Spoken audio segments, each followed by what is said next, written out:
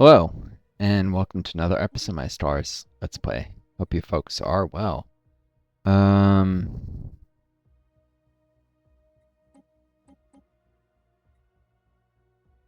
hmm. I always see a few graphic settings in the game here, but I was just noting someone was asking me about this, and I realized in the menu I know I can set the graphics higher, but this computer would struggle with it. Pretty sure. It's asking how much the graphics card cost, and I don't know. It's probably just an innocent question. It's graphics cards are so fucking expensive. Still, it did make me think. Worried eventually. I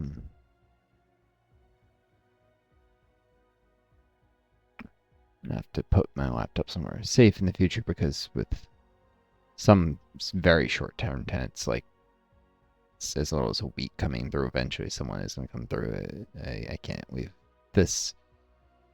Right, my desk set up. Or suddenly it'll be minus a graphics card or something someday.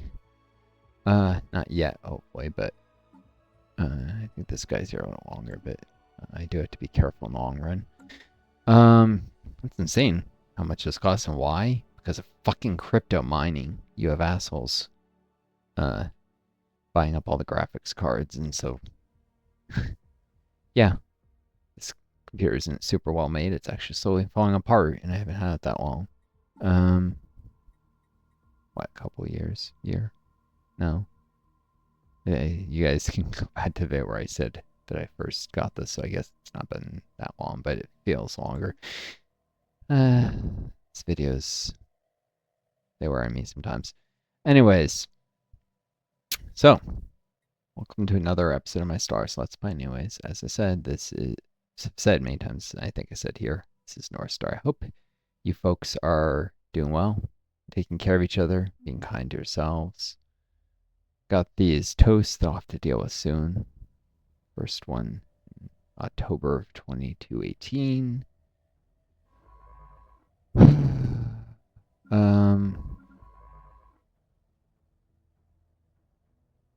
A substantial part of my very limited savings in this laptop.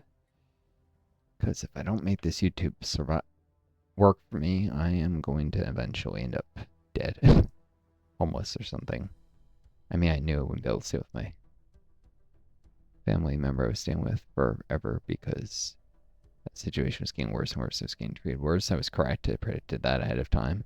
I usually predict things way ahead of my life, but there's nothing I can do about a lot of things. I have a great sense of intuition, and prediction has done me very little good except for a little day trading in the stock market. And it's like, that's not that big a difference. It's like, you get a 10% yield when everyone else is getting 7. Okay, great. I don't have that much money to invest, so it doesn't mean shit. It's like maybe I have a couple hundred more dollars than anyone else. Not even day trading, just watching and sometimes buying and selling a week or two apart. Day trading, I think, is when you're doing it over the course of a day, but except for my sense of intuition being helpful with stocks and bonds, and less so now the AIs can predict in ways that humans can't. Which makes the rich richer and everyone else screwed. But this is one more reason I'm a socialist, I've told you folks. Under capitalism, you have very quickly stratification of wealth, which leads to stratification of opportunity for the next generation, which leads to almost a hereditary aristocracy, which is where we're headed. And do you think I exaggerate, but look at how the fail kids of billionaires too often who don't do shit and end up super rich because their parents were. It's only going to get worse. As the dominance of the rich becomes greater and greater and greater. I was actually just talking with one of my roommates earlier about how hard it is, how expensive become a doctor in the United States with med school application fees, travel and hotels to get the med school interviews, if you get them, which can cost hundreds a night for hotels and plane flights that they often don't tell you till far last minute. especially if you're even slightly marginal. You might not hear till 2 weeks before an interview or something you got one. Some med schools are better about telling you further ahead, but some are bad about these things. And it's like a few $1,000s for MCAT training or an MCAT prep course, which is ridiculous, like a good Princeton Review one. I was like in the top 2% of MCAT scores. Like I explained, I was trying to become a physician, but I could have been in the top 1% with like a Princeton Review course. I couldn't afford it. I used their prep books, but I couldn't afford their course because it's way too expensive. And, time also that I needed to be working to earn a living to survive as an EMT. They don't pay EMT shit in the United States. The system is deeply unfair, deeply unequal. A lot of highly deserving people. I'm sorry, but far more deserving than many people who became physicians. I worked so much harder. I was smarter, although that doesn't necessarily equate to deserving of wealth or status or respect. Being smart just means you can do more for society. If anything, to those who much is given, much is expected. One of the better things my mom used to say, but it's true. Being smart just means you owe more to society. It shouldn't mean that you should get better treatment or anything. But,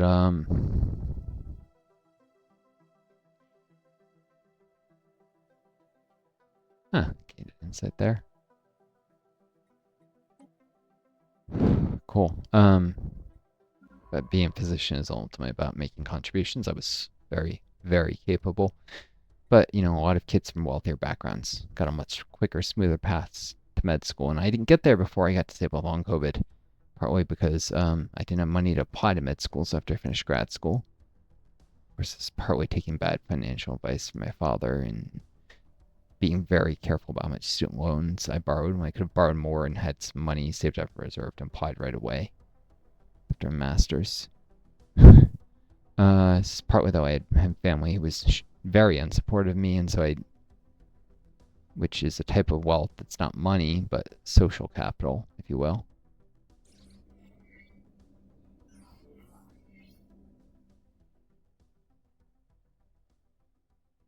Event.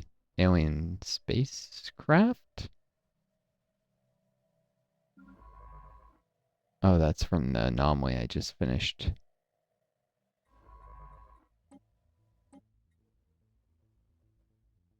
Oh, yes, the weapons trails. That's right. That was weapons trails, wasn't it? Yep. I'll come back to that. So,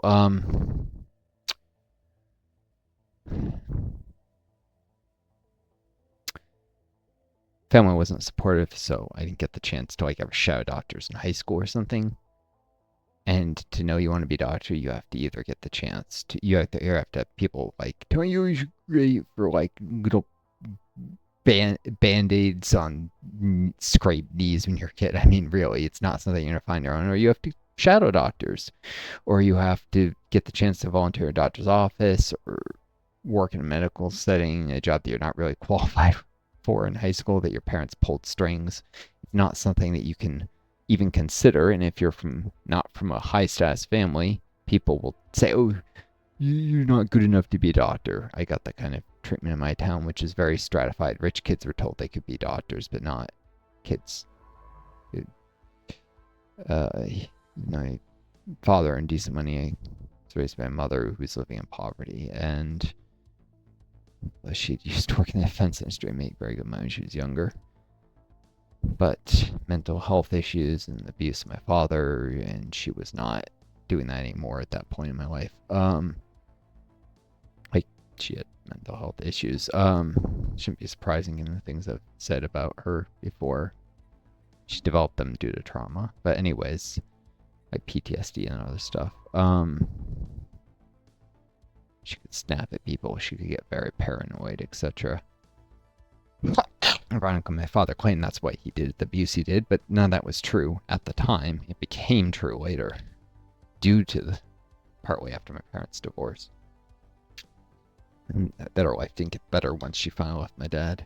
It got Like, in some ways worse, because he continued to find ways to mess with her financially and such. Oh.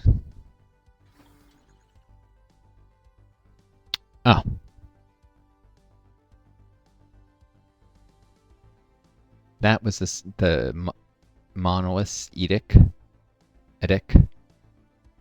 And I got some scaled engineering research from that. Yep.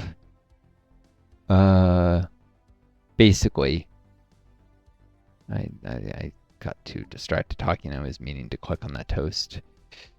Images taken as cenotaphs found by the Ep22.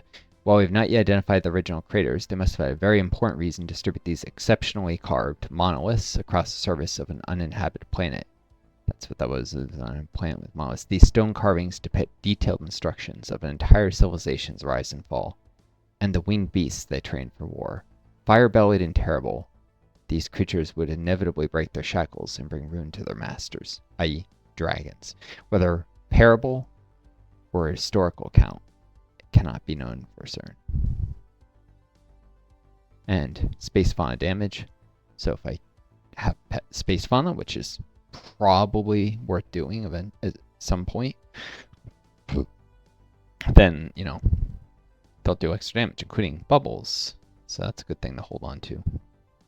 Alien jewelry, cenotaph display, galactic projectile, and a zone A set of all cool stuff to keep.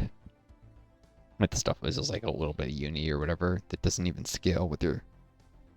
Since the upkeep scales empire size, it's not even profitable. Past a certain point, it was better just to sell it now and get the return on the investment before I could ever build a grand archive. Probably than to hold on to it, not make anything off it until I could build the archive, profit for a little while, and then I have to sell it anyways. It becomes no longer profitable due to too much empire size, a growing population, and number of districts. In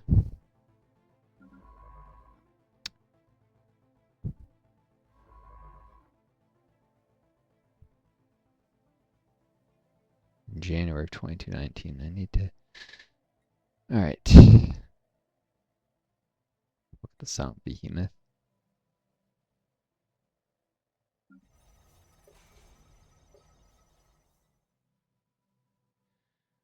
Hmm. 54 squires now. I'm up to 50% stability. Keep forgetting to lay off some forces, and maybe it's worth waiting a little longer.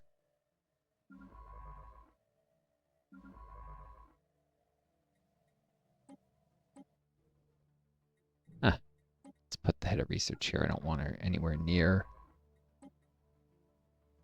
this stuff where they could be abducted.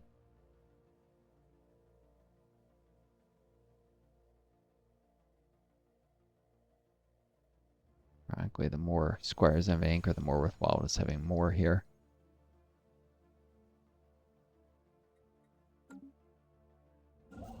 Oop. How long has this been sitting here? Never. It's gonna force me to build another ship and always throw a mid. Not terrible that I lost the time. Right, build that starbase. We start another frame class Corvette. Nah, not 2 yet. Wait, day, because research is the same day of the month. And enforcers provide stability, so they indirectly add to researcher output. Lay off some enforcers. We'll eventually demote into squires. On anchor, which will improve amenities, which will reduce crime.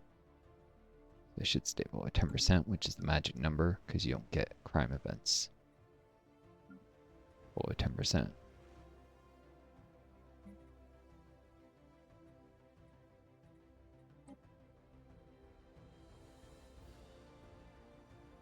Civilians are less worthwhile than squires. They can wait a little longer and has some crime. Especially because they're already capped on minis, so the only benefit is a little trade value. worth expensive research and such. But yeah, there's immense inequality and effective. You can see this by the outcomes. You don't want to. People will fight over the details of the system and say it's not fair. But you can see it most clearly in the outcomes that there's a huge bias towards the children of the rich becoming doctors versus how much of the population the rich make up and their kids, especially because they have fewer kids than average. So, what percentage of kids are raised rich versus what percent become doctors? There's, or what percent of kids are raised rich versus the percent of doctors they make up of the population of those who aren't imported from other countries, because the U.S. imports doctors from overseas because they're trained enough. You'll find of the domestically trained doctors, there's a huge bias. It's not a coincidence. The system is unequal and unfair.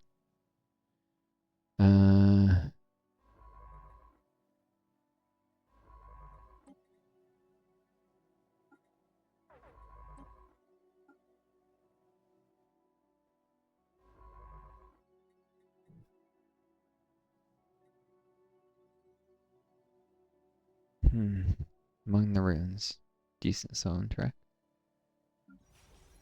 Anchor Prime is just barely at 10%. Instead of Squires, that should get better. Crime. Also, I think it's by the year, but very soon the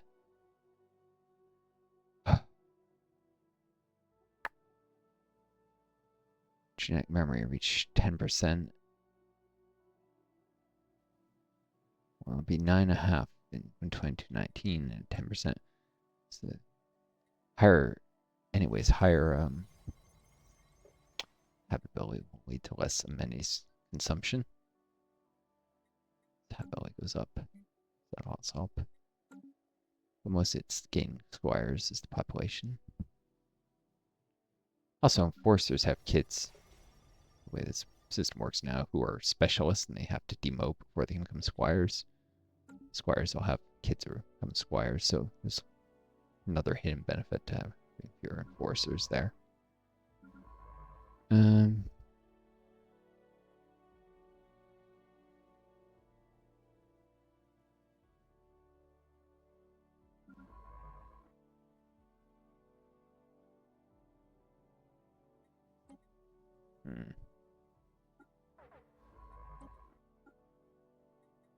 This guy is a pacifist, right? Oh, Renata Ramirez. These are both. So one of these scientists could be the future head of research. So the pacifist will stop being angry at me. That'd be nice. I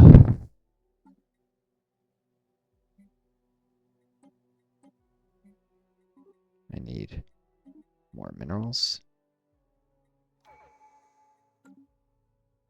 Boom, tradition.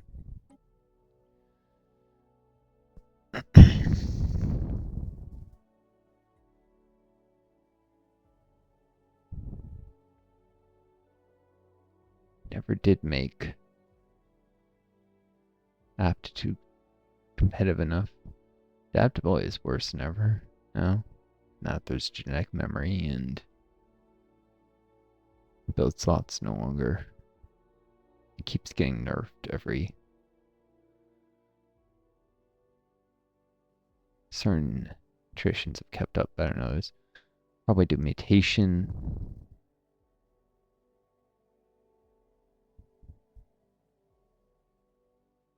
The biomorphosis with environmental integration, heightened attributes, and nucleotide isolation. I don't know what choices they have to make to get those, but that's what I want. Majority mutation-wise, you get the mutation tree. Anyways, domination. A useless agenda, a little worker output. But colonial viceroys, that'll be influence and official starting capacity, starting skill level and capacity. That'll be really useful. And architecture will add to pop growth. Fierce architecture and the Privy Council. Experience gain, edict fund. So these are all useful. Council agenda available.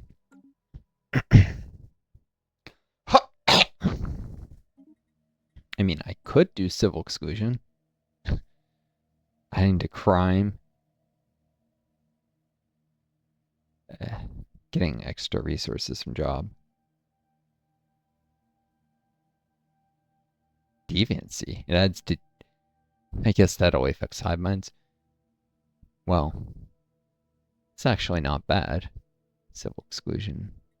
Citizenship requirements are temporarily adjusted, raising expectations of those within our borders. But,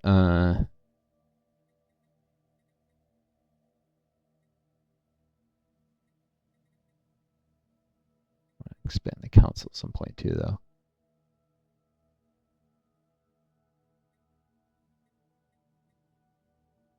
Evolving society is pretty good, but probably civil exclusion is actually the best one to be running, if not expanding the council. If it's society is good because it adds to resources on my homeworld. It's probably not even as good as civil exclusion. Or some won't cancel when I'm already so close to finishing. Get the modifier and then do civil exclusion.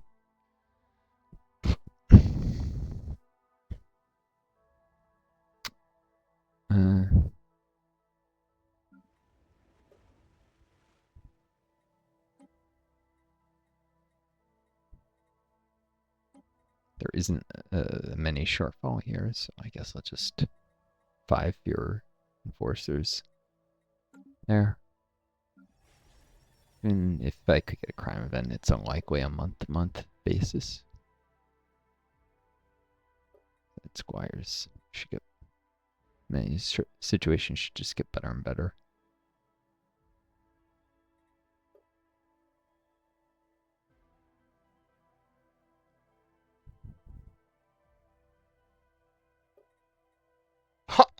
Right, 51% stability here. Pop approval is still low, which makes it still decent worthwhile to reduce the amenities shortage to improve happiness. It's most worthwhile when you're below 50% stability, though.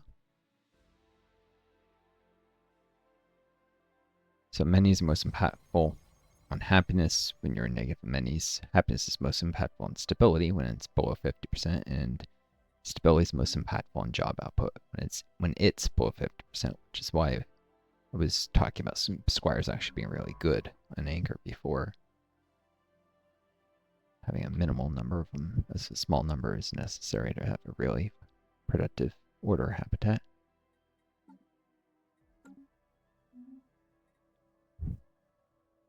Need at least a few for it to work properly. To polish the armor, whatever the knights. The power armor. It's not even powered exoskeletons. This last engineering tech I got.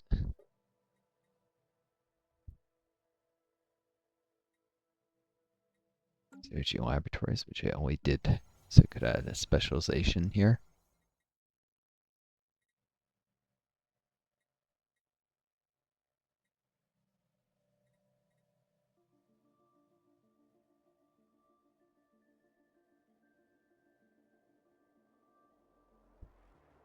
It even says the order is basically drawing out of habitation districts. Cloning Vats, medical center eventually. Maybe I just do more strongholds. It's more productive in the short run, but they won't add to population growth. But I can't afford the consumer goods or medical workers yet. I don't know if Gene Clinics just lets you have more medical workers in total, or if it's some shitty replacement for the medical center that costs more and just costs more, or medical worker consumer good upkeep a higher exotic gas, obviously. Doesn't have produce more population growth than a medical center, or minis or anything like that, as far as I can tell. Someone correct me on that if I'm wrong.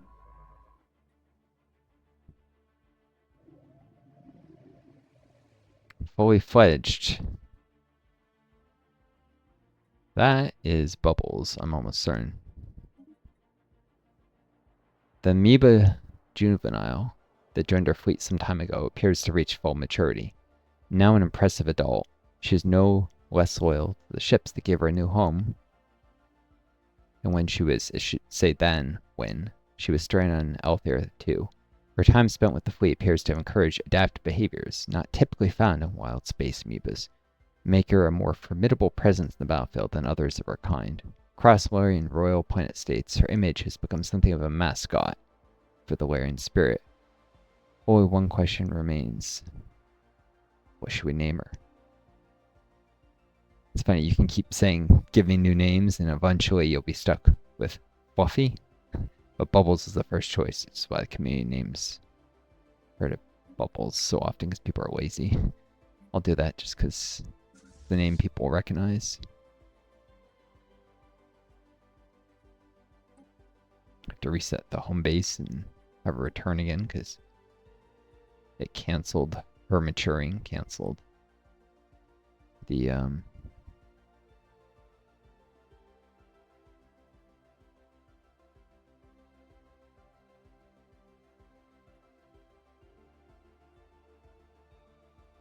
now she's pretty tough for her upkeep.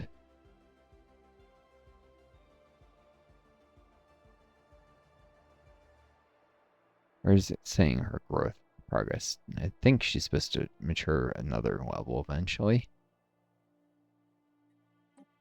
Oh, it's random events. Maybe they...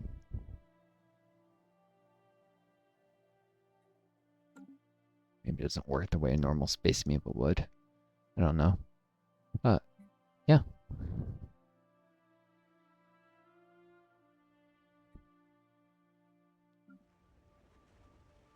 It's a little high.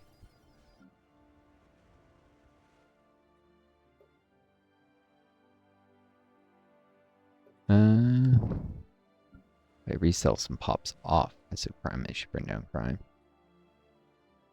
Anchor actually needs it, so let's see if there's civilians available. 36.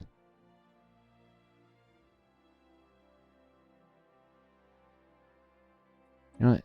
No, what's even more valuable in Squires? Having enough miners.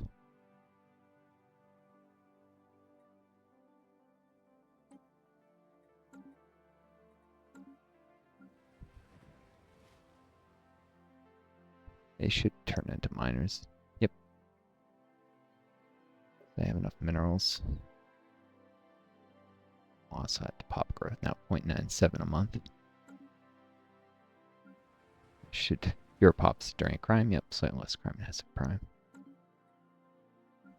The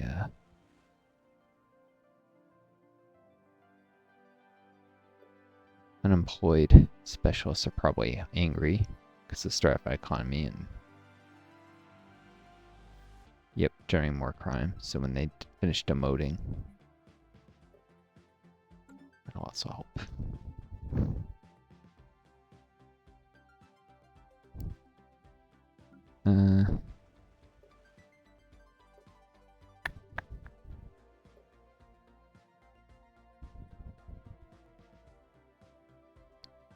About to finish filling out the mining jobs here.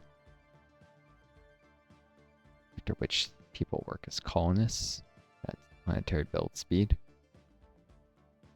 So, you know, soldiers would be in some ways more valuable. Or actually maybe not until I get unyielding. Colonists at worker 2 jobs. Well, planet. There are no no specialists or elites, so commander makes a fine governor. Worker and slave tier jobs don't, benefit from martial law. Their output. Stoic presence of a decisive commander steals nerves of our troops and bolsters our fleets.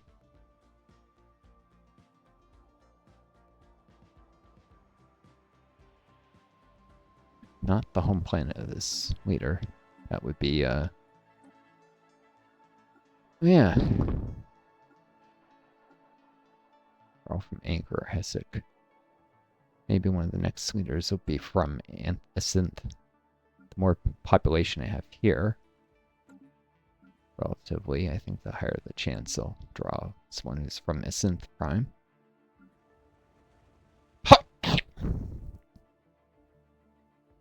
Eventually I'll have 100% habitability here thanks to genetic memory. It just takes time.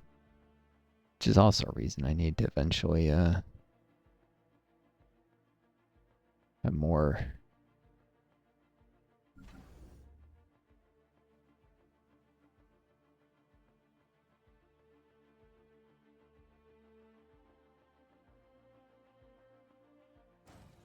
doesn't seem and I need that Corvette quite so soon, so I'll start on that one.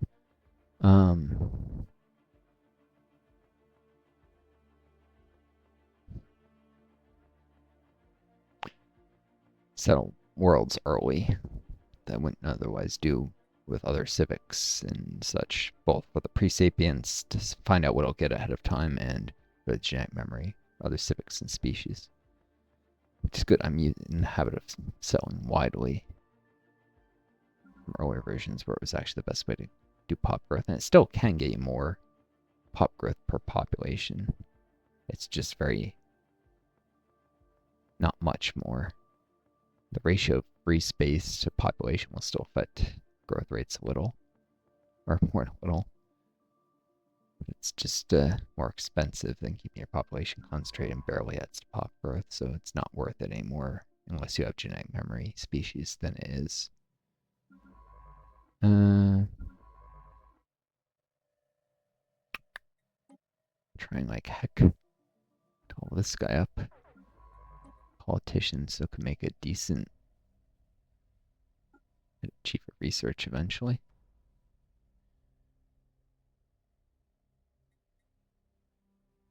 Alright. More day.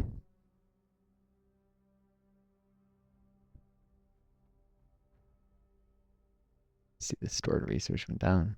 Silent behemoth. Lanzang reports that the enormous structure looking at Rochelle 2A, it's in Rochelle 2, is in fact the gargantuan corpse of some unidentified alien creature. It's worth noting it's like A because gas giants can easily have like 4 moons in this game.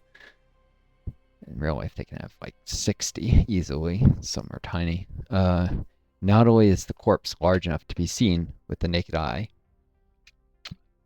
from Rochelle 2, it also appears to be shedding large quantities of so from its home planet, you can see it on the moon. It also appears to be shedding large quantities of psychotropic chemicals that may have neurological side effects for organic life forms on the planet. On the moon? Or in the planet below on my little pre-FTL here. This is a barren world. There's no life form there. Barren and rocky world with a thinner non-existent atmosphere. Surface covered in meteor impact craters and is completely devoid of life. It's implying the psychotropic chemicals are somehow make it out of orbit. There's no way that could happen. Moons are in free fall around their planets. They constantly, gravity sucks them in. It's only because they have so much velocity. What would be in a straight line at any given moment. Their actual velocity is tangential to their orbit. That gravity keeps them in a circle. That's how orbit works. You fall. You move so fast, you never fall and never hit the ground. Yeah, moons are essentially moving incredible speeds around the planets they orbit. They're rocks or whatever, moving very fast around something and never hitting it because of it. People don't understand how orbit works, at least philosophically, far too often. You see stupid things. Oh, if I just go up high enough, I'll be in orbit. No, that's not how it works. That's not how it works at all.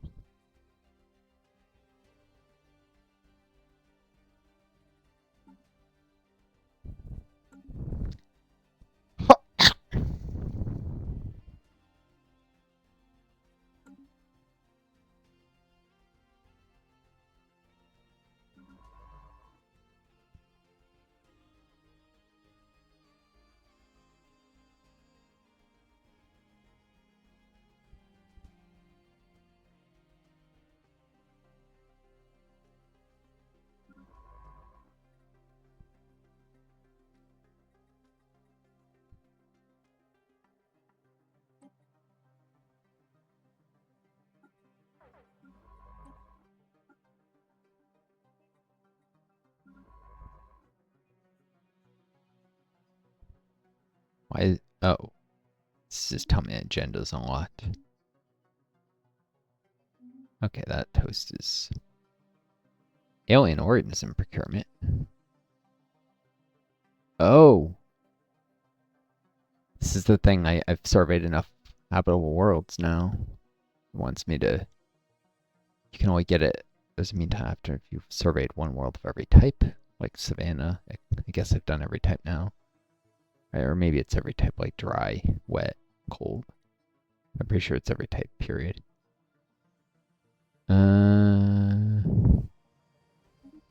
Save in a bit. Save. The director of the Museum of Exobiology in Hessek Prime, that's my capital, has issued a request for the procurement of several live alien specimens. These creatures were spotted and surveyed habitable worlds, but they're difficult to capture. Require the full resources of a science ship for only the period of time. We'll gather them. Situation log has been updated. It's useful. Get a benefit when you do it.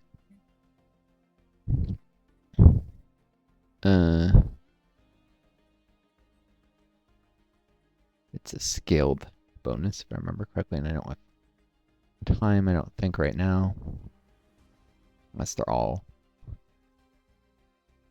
Oh, I probably want to do this one before I lose access to the world. Okay. I can make a stop by Haggers too. Instead of surveying Haggers 1. Collect the Ravenous Zilkor. Okay.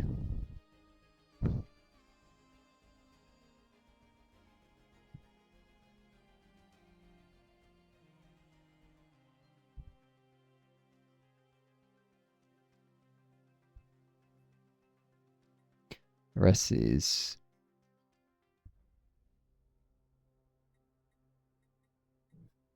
easily accessible enough.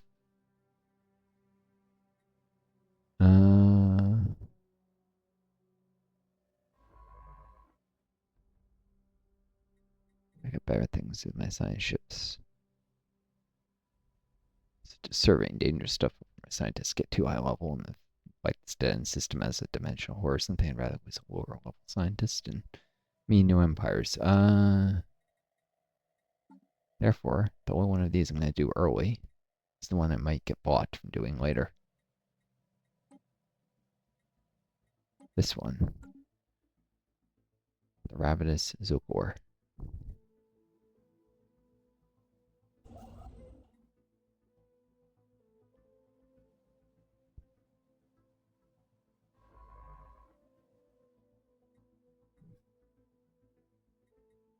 Let's see. Let's get the Astral Rift there. Some stuff in Strom.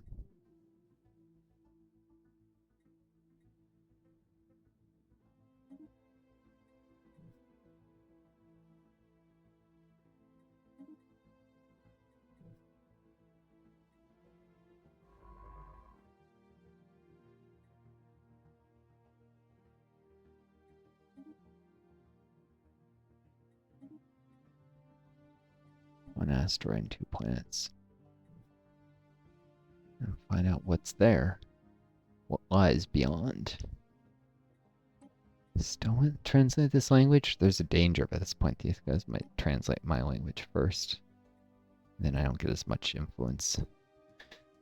I guess being the one to figure out the language has some value in political maneuvering.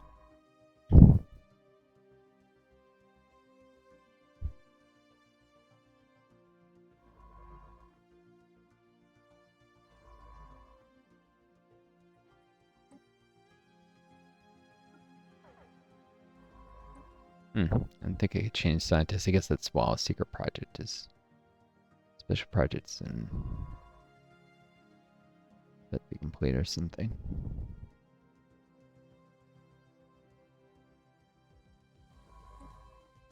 Try to help sky up. Oh, I hate how limited in scientists. I don't feel terrible about doing that. Some of you will hate me for it, but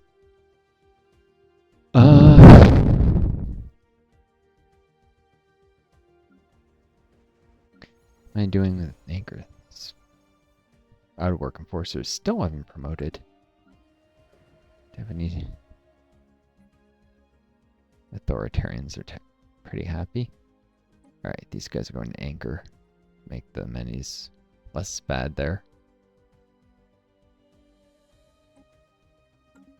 They should actually add soy to pop growth too. Now I have 70 squires. Still sitting at 2% crime.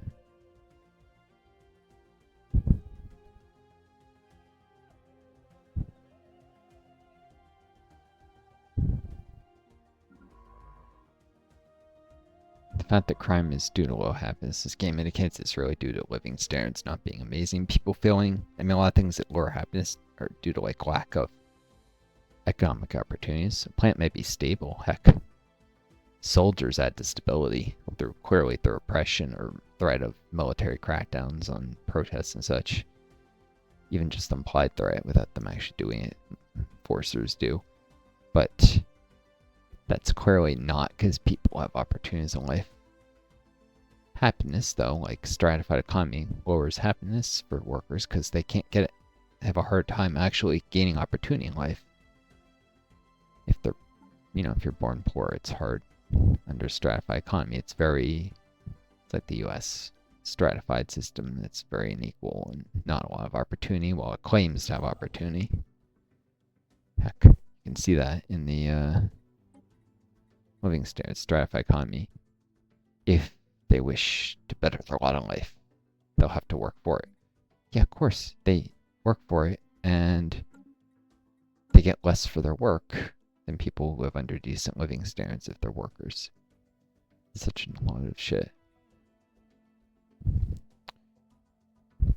It adds to political power of the rulers, which is one reason I run in. The other is because it's supposed to make the authoritarians happy. They are happy currently because I fixed the bug. This prevents me from getting achievements. To go back and look at this simple, I think this is before bubbles. You get the follow me home achievement, but only if the game file is completely unmodded. So even fixing that stupid, the game not checking for pops being sentient when deciding whether everyone's under stratified economies. The pre-sapients are screwing up and makes the game without having fixed that bug. Myself, the game thinks pre-sapients aren't living on a stratified economy, therefore you're not running stratified for all your pops. That's a load of crap. You can't set living standards on pre-sapients. They can't put them under stratified. They don't consume any consumer goods. But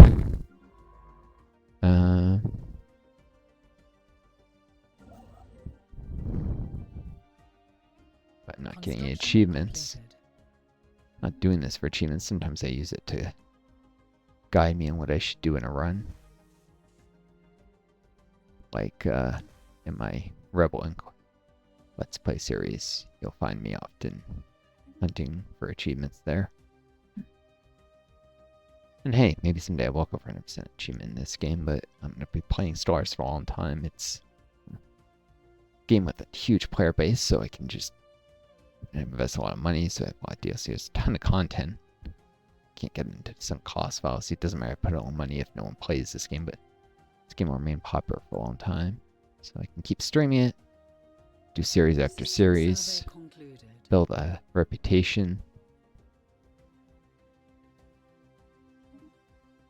Maybe even have the devs of the game, like, they sometimes correspond with YouTubers who've been doing it for a while. Whereas I'm chopped over to them because I have very few viewers. But they'll get to do all sorts of things to help their channel grow, like events and such. Alright, they're serving the Zareem system, it looks like.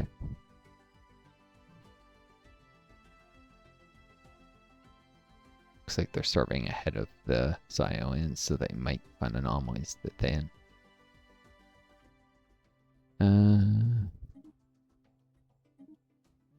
Boom, because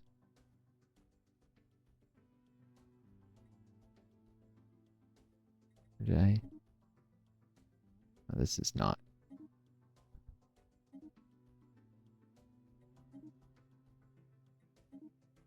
Might have had a good setup before.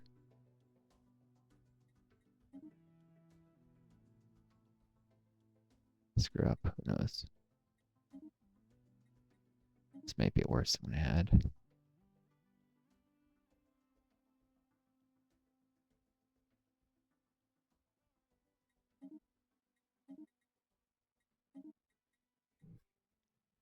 Boom, boom. I'll stop carrying.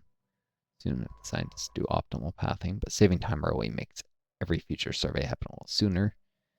Better chance I'll survey stuff before it's in other empire's borders and I can find anomalies or archaeology sites, because unless they change this every time I plant a survey, it's like a 1% chance of finding an archaeology site if you haven't found one in so many years. And that's even if another empire's already surveyed that planet. So the more empires that survey, at least in my previous game, which is like 2.8.4, I think, I found archaeology sites sometimes on worlds. Or, no, my vassals did when I released one, because they can resurvey stuff you've surveyed. So I know that happens, and I've found it places that other empires currently had. They may have changed how that works. May no longer be the case. I may just have to assign more enforcers again on Anchor. Can't keep running the risk of getting crime events, ending up with criminals. Used to be the Judgment Corps would add to enforcers crime reduction, not anymore. Does add to uni, the enforcers, and enhanced surveillance does, but it costs edict capacity. At this point, I'm probably, spending a tiny bit of uni on edicts. Not enough to not want to do it, but enough to want to increase my edict capacity, edict fund. One way to do that would be an origin monument with civilians. If I had any. Almost no civilians. 8. While I'm here. Resell the Anchor, will ya? Squires not only help with the minis, they add to the knight's output and add a little bit of naval capacity.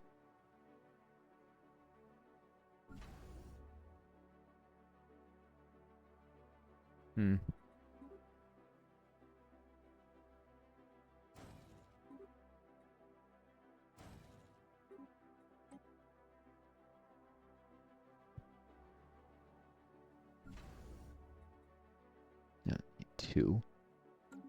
Just 1. Just gonna give me a 60, a nice kind of round number. It's funny how there's biases towards base 10 numbering, because it's become the prominent numbering system on Earth, though the other systems have existed.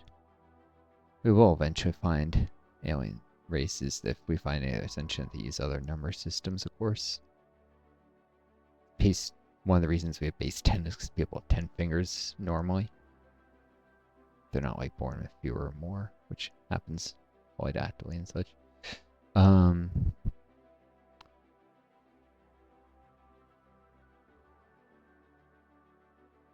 So if there was an alien race that had, say, 12 fingers, you might expect them to use a base 12 numbering system, and it'd be just as natural to them. They would have base 12, and they would have 12 numbers. So it wouldn't be like you repeated a number, which would get weird. They would have... We have 0, 1, 2, 3, 4, 5, 6, 7, 8, 9. Those are the only distinct characters for numbers. A race with a base 12 system would probably have like 2 more, character numbers, placeholders. And I don't know the right term for this. I'm not a mathematician, but I do have enough understanding of math that I can very clearly visualize what I'm saying in my head, even if I'm not describing it clearly. I was always good at math. Grip. Nope. trying to make claims. Discoveries, however. It's going to proclaim a religious revelation soon. Just going to give me enough unity to... I guess I don't want to do it till I'm getting close to Colonial Viceroys. Only real benefit until then is their spiritual subtraction. And that will mostly withdraw from authoritarians who are actually even happier right now.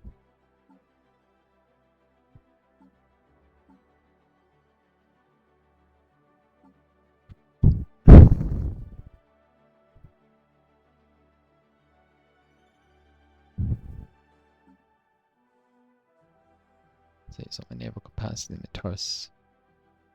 Be happier.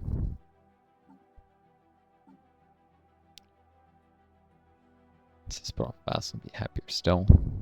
Pacifists will be happier. When I get them represent the council, they'll give me more energy would also help.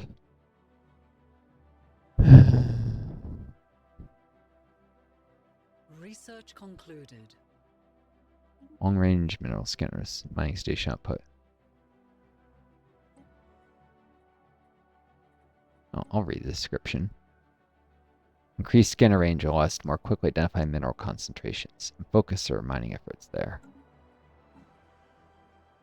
Once they finish the first contact with the mining ancient drones, I could actually study them for more mineral mining station output still.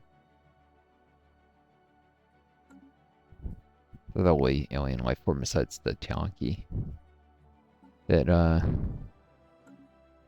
which that's why frequency tuning available on epigenetic triggers. I think it's a guaranteed option because yeah, it got a once you get your first Genesis preserve, I think that's a guaranteed option for this Civic, and you get a little progress towards it each preserve. It's not enough to matter.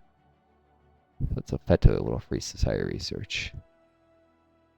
As well as getting the cadence right of when you do stuff.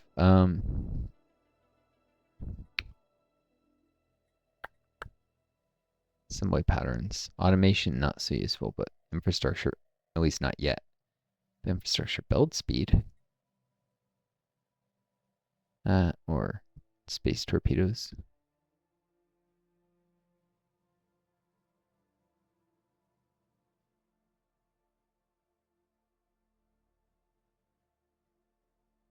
You can set combat computers that specialize in use of torpedoes. And torpedo batteries. Star bases. Cool. Good against bigger ships. I'm trying to build my economy with some of my patterns. Heck, I'll be able to actually make sure to look at the automation buildings, though I presume this is wrong. It should just be heat energy per district. Which means as I, for instance, turn this last mining district on Hessa Prime to a generator, or agriculture, or a city, then specialize, adding more jobs, add buildings and more jobs that might actually be worth it to automate the last few mines. Mineral processing, the automation building, and the building adds jobs, probably. Or maybe two of the buildings add jobs instead, if I do the automation. Point is, it could be slightly beneficial, but mainly it's the build speed I want at this point.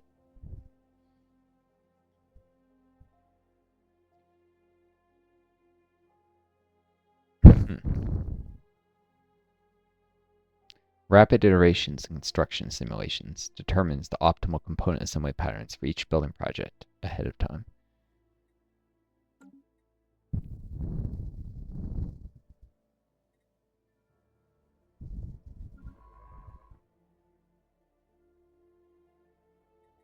And a plaque on the wall reads, it automates. I assume that's a reference to the idea of automation being boring.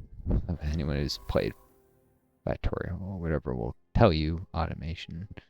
I haven't actually, but no, maybe we do. Automation is not necessarily boring. It's mundane, and not sexy, but useful. A collective intelligence. Our efforts to decipher the signals picked up from the Psi aliens have paid off, and we are finally able to open diplomatic channels with a civilization we now know to be the Chalcodian Accord. I think it's Chalcodian. Remarkably, they appear to completely lack the concept of individuality that is inherent to the Larian species. Oh! Okay, they're a hive mind. That's why they took a hostile first contact. Indeed, the individual Chalcodian drone has no free will or thought whatsoever and is a mere pawn of the collective consciousness. Far from chafing under such tight control, our researchers speculate the Chalciotes have evolved to depend on this collective intelligence and would not be able to survive without it. You can do this, which gives Hive Mind drone study temporary worker output and some influence. You gain intelligence on them either way, and you gain skill on first contact. So you either can gain worker output for 15 years or society research. Wish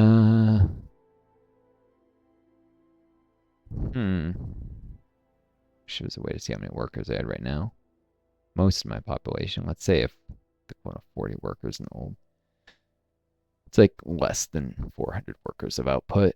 For 15 years though. So that's like 6 years output for one worker, 400 workers. And actually my population growth, so it might be 80. I don't know.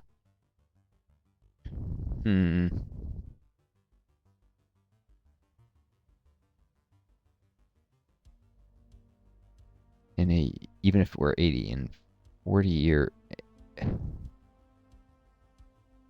could a worker in a year produce the equivalent of 40? Society research and surplus. Yeah, they probably could. That would be a little more than 3 a month. Give me a sec to think, guys. Ooh boy, I had to integrate a lot of information here, which my long COVID brain, that's sometimes hard. Okay, first of all, I'm getting stored society research from studying them. That means it's not going to be useful until I would have run out of stored society research anyways, which wouldn't happen for like 30 months. So not quite 3-year delay till I get any benefit from this. Now, either way, I'm going to be either getting society research, which would go into multiply my pop's output mostly at this point, or just a direct multiplier.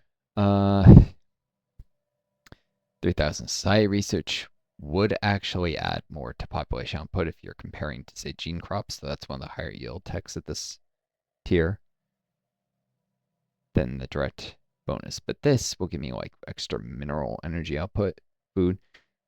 Let me run fewer workers and still meet minimum needs and run more researchers who will actually produce higher surplus per pop. My population will grow over time, and I can put this instead of into tech into the even higher yield things sometimes of growing my population, which stuff to grow my population is often not linear. If I invest twice as much, you get 4 times the return or 8 times or something, depending.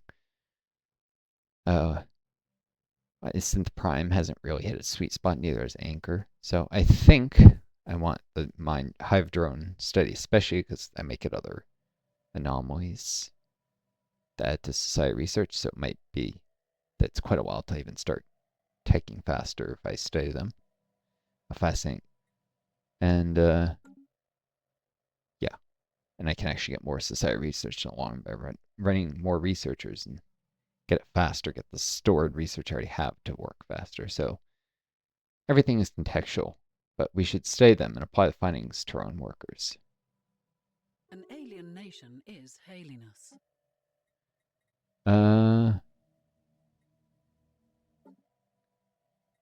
Thought I remembered somewhere that.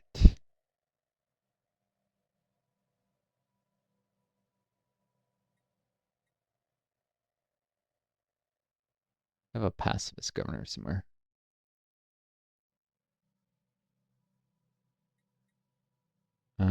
Thought it increased authoritarian. That was the hidden. I thought there was some hidden bonus to Hive Mind drones that you could eventually get. But anyways, we're studying the ways that Hive Mind controls its drones and the search for methods to use to increase the efficiency of our own workers. But yeah, for a while, higher worker output. This will help me get past the crunch of minerals, energy, and food I have right now. Instead of a delayed getting more text, eventually get those things when I don't need them as much.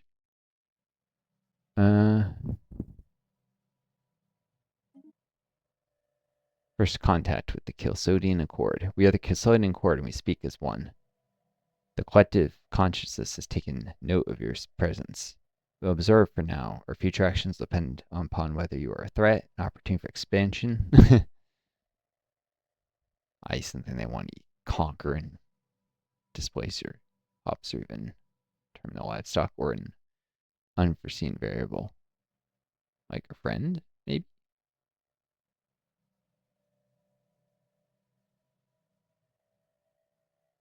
Hive minds concern themselves with the propagation of species above all else.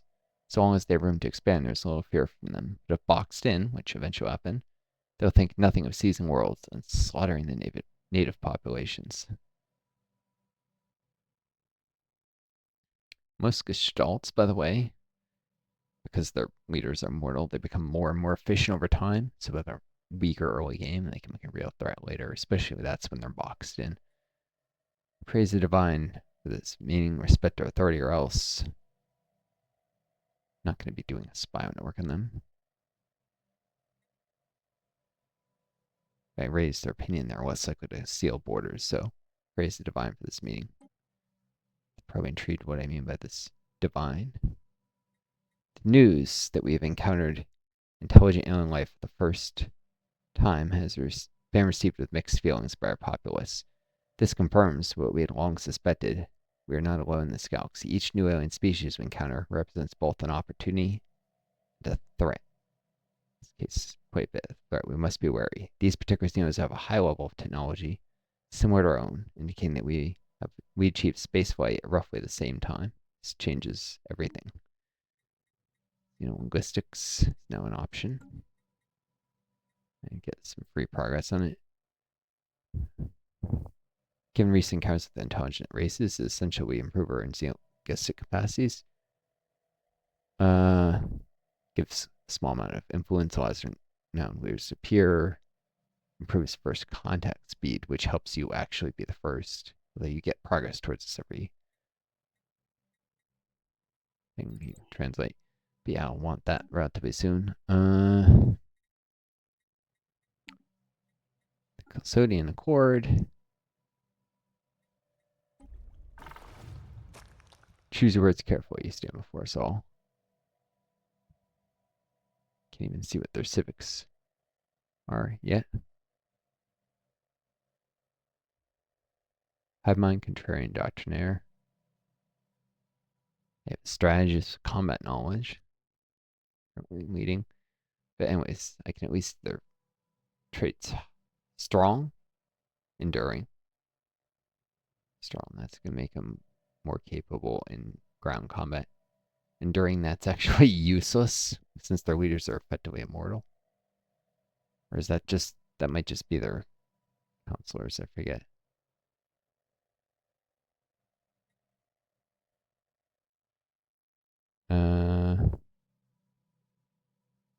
Resilient, so they're hard to conquer the planets, and solitary.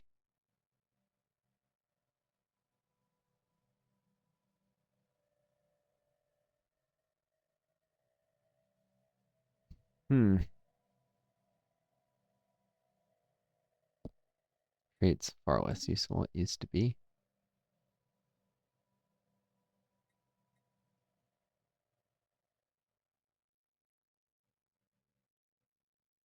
I have a continental preference. Not a drastically different world type. My own. It's a wet world, so I could eventually with the biomorphogenesis and the mutation tradition, I can eventually Hive. I think that's limited away to mutation, which is the subpath I was going to take anyways. The only tradition tree that allows you still turn hive-minded into non-hive-minded pops, so cool, I can actually have their pops not hive-minded eventually. Their population outnumbers mine.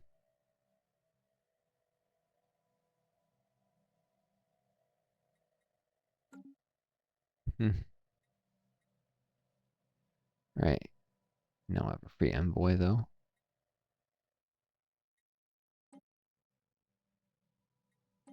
This is the Choatoids. This is spacefaring race. It's probably not hive-minded, but could be. It'd be weird if I had two hive minds next to me. And these are the mining drones.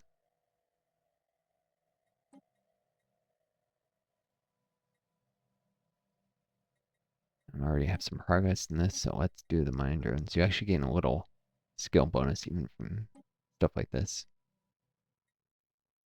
Guess you can distinguish sentient from non-sentient signals more easily, or whatever. But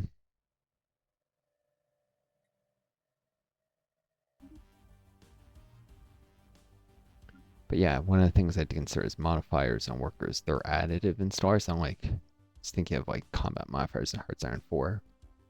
They're additive within a category, but multiple across.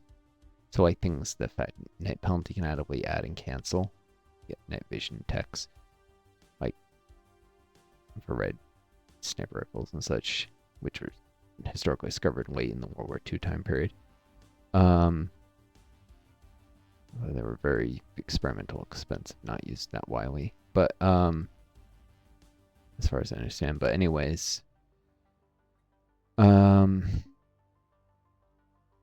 like additive things affect innate combat penalty, but innate combat penalty is multiple than everything else. So if it's minus 90% attack, you're going to do 10% of normal attack, no matter how many other positive modifiers you have. But here, Hive Mind drone study is additive with other modifiers, so it's not actually that much, but most workers have a base of 6 per 100.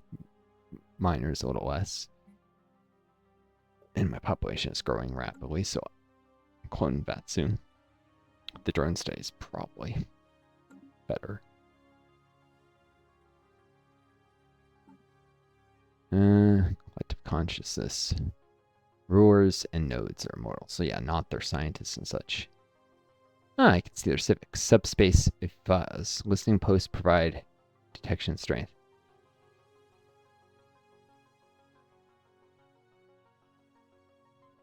So listening posts are normally provide some anyways, I thought. Naval capacity, sublight speed, and legion node experience gain. Grant the legions. Regulatory node experience gain. Well, that benefits like deviancy reduction. Commander's discard. Okay, they have two relatively military focused civics, so they are probably a more aggressive hive mind than most. And they're strong. Belligerent. This is a potentially very dangerous hive mind, which I figured. Now I know that for sure, and they'll probably close their borders to me very soon. I haven't done it yet, but they do. The science ship might not finish the secret project. Not going to be able to get out of their borders before they do it, though, so this one's at least passed. And contact whatever's on this side, but it's been a little too long surveying worlds here, I guess. Could have caught that earlier if I was monitoring first contact progress more carefully. Terraforming cannon. It's just a standard one. It's not a frozen ones, which are very rare. Making hydrocentric not amazing. Oh, that's the thing. I could do detox or hydrocentric instead of galactic winters of 1. But yeah, I'll do more planet terraforming focused dissension perks. And then my successor empire have ones that are more useful. Because you can pass on, obviously, terraform worlds to a successor empire. It's not like Gaia worlds will stop being Gaia. You can't turn, I can't turn Hesic Prime into an arcology. If I did that, I would lose the special modifiers, including you get a monument that adds to Empire Happiness. Knights of Toxic God Quest, which my successor empire can still inherit that monument. It's still better than like a prosperous unification empire in some ways. I could get Void Door. Could be very powerful. Pass on lots of Fallen Empire tech through Cosmogenesis. Yeah, potentially very powerful successor empire. Thinking super long term, centuries of gameplay, and I'll probably never get that far if I don't hurry the freak up. But if you don't start with the goal in mind, you won't make the right choices when you do have options.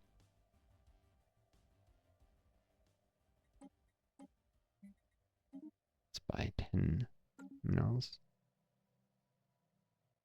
This should result in my only having about 5 trade next month if I've calculated right.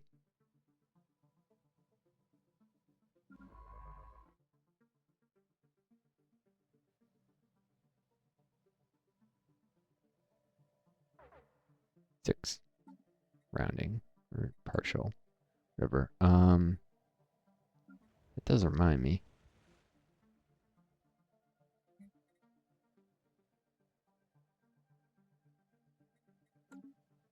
Let's just do. No, they don't cut as workers. They don't get the hive drone thing. I didn't think they did. Squires? Probably not either. But they are technically workers.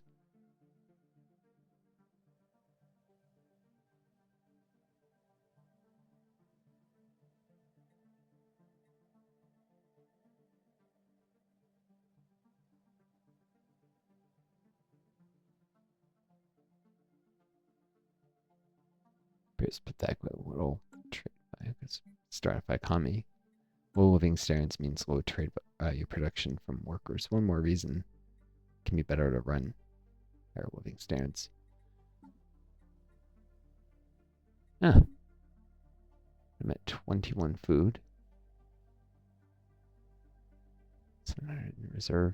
Getting towards where I need to be with food, and I have enough minerals to get right into a agricultural specialization soon. Could just queue this up so I don't miss it. It's not gonna actually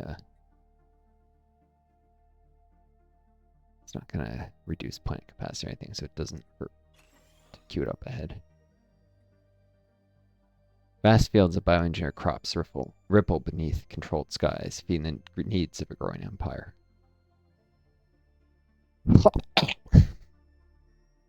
I'm meeting more farmers per district.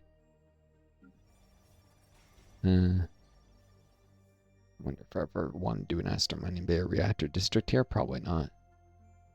Simple distraction from the orders. Demands just to have a research district, but eventually I want to do a little farming. A synth. Greater self-sufficiency of food. But I might do it very soon.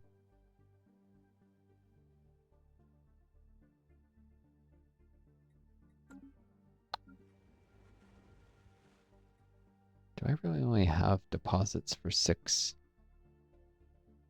dinner districts? Probably. Yep, I didn't roll well on that.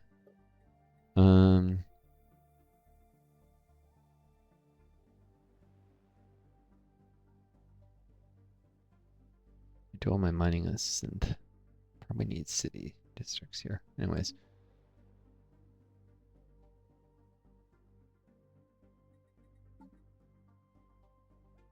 Next up, gene crops. I'm going to do the crash site. We've discovered an ancient alien starship, half buried in an asteroid crater. This ship's exterior has an extensive sensory array.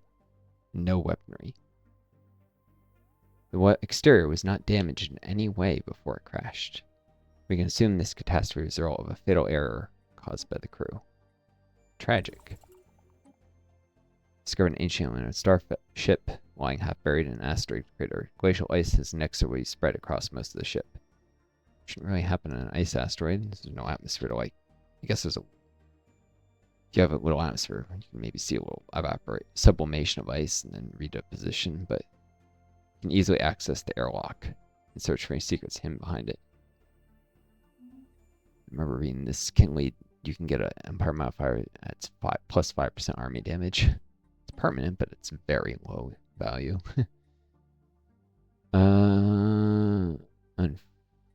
Unfortunately, the Custodians look at that unless I go to war with them early, which I might need to freaking do. They're a threat anyways. Although it'll hurt my progress in the quest here. One thing that the Knights Empires can do is switch from quest knights to knight commanders for a while.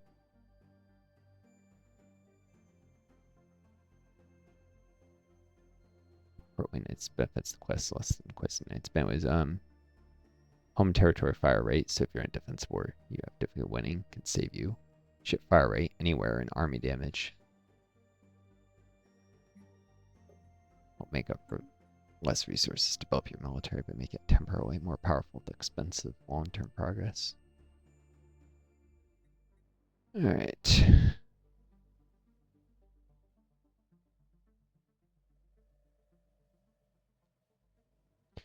An hour and 16 minutes. Alright. Save this because I think this is the bubbles. Save, so I keep hoping Paradox release a bug fix soon. I can not have mod assets and get achievements again. Sorry, excuse my language. It's so annoying that they haven't fixed it. But anyways, this has been enough.